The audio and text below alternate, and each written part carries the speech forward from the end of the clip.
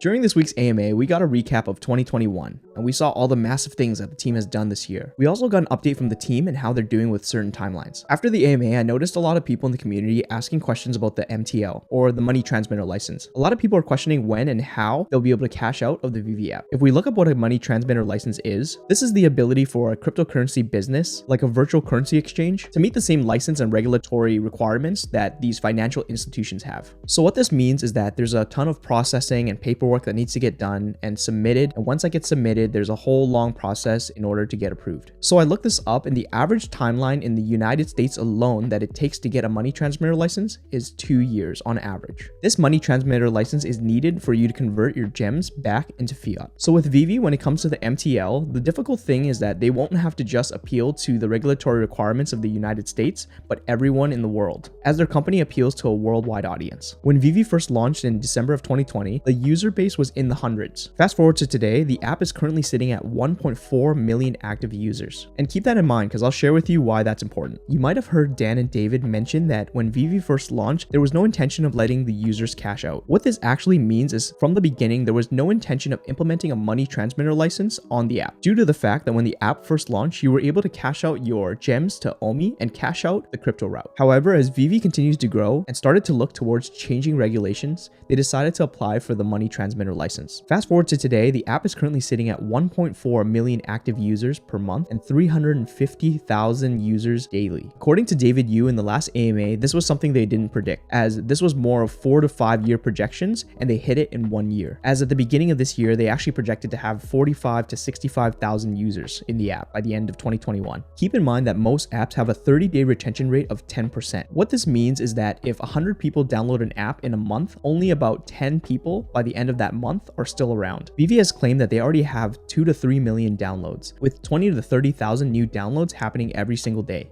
Currently, let's say at a high of 3 million downloads and 1.4 million active users per month, that's a retention rate of about 46%, which is insanely high for any app. With this, we have to keep in mind that content is king when it comes to keeping people inside your app. Alex and Reese mentioned that they had 5 to 6 months worth of content that they used up in 4 weeks because of how popular the app got. Dan and David also mentioned in this AMA that they had 4 to 5 employees in January of 2021. They have now expanded to 30 to 35 employees worldwide, all working from different locations. They also mentioned that a lot of large brands that are licensing partners with them are also assisting them in developing the app, with a sneak peek from David Yu as well, mentioning that the team is working closely with Apple on a daily basis. So what's the point to all this? I don't want to make excuses for the team, as sometimes they quote timelines that they shouldn't quote. But when it comes to how much they've already accomplished in 2021 and how many promises they've actually delivered on in 2021, I believe there's no reason for us to worry. With the explosive growth that we saw in the user base on the Veve app, the team was still able to deliver Marvel, Disney,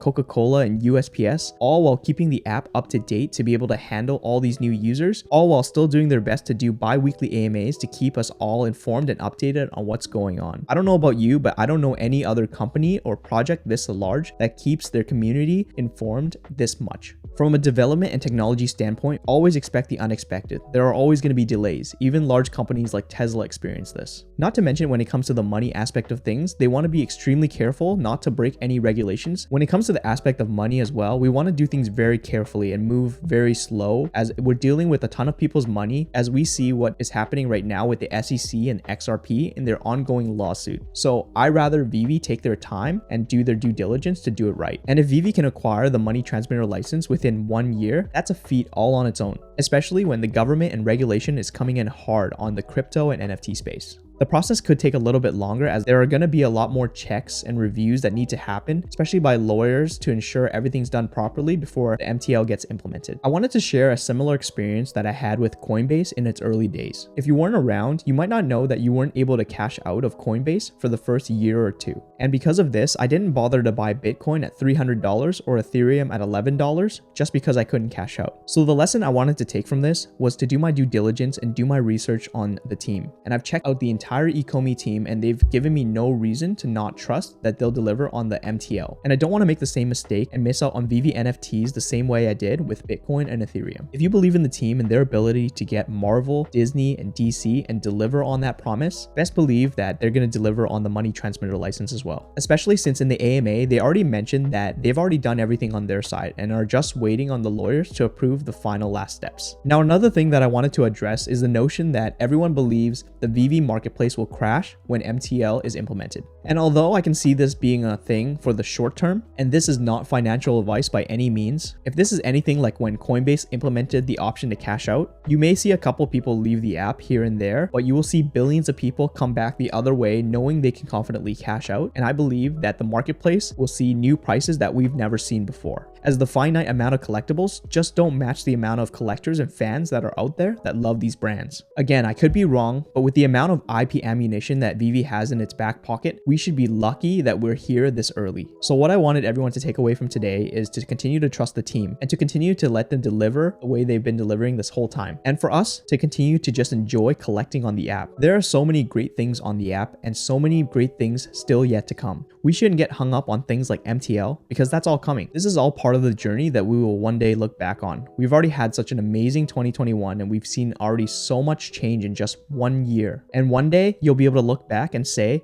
you were there when that happened. I hope you all enjoyed this video and I hope I answered some of the questions for you guys around MTL. If you guys have any other questions, please leave them in the comment section below. Make sure to like and subscribe to let the algorithm know you want to see more of my videos, and I'll catch you guys in the next one. Peace out.